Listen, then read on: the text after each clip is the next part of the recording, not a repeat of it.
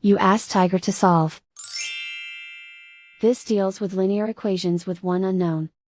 The final result is x equals 1. Let's solve it step by step. Simplify the expression. Expand the parentheses.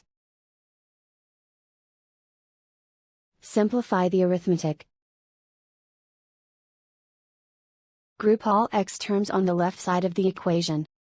Subtract x from both sides. Group like terms. Simplify the arithmetic. Group like terms. Simplify the arithmetic. Group all constants on the right side of the equation. Subtract 7 from both sides. Simplify the arithmetic.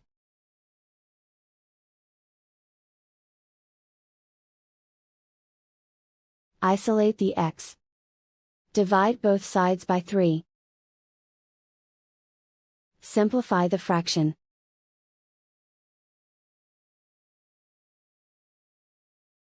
And so the final result is x equals 1.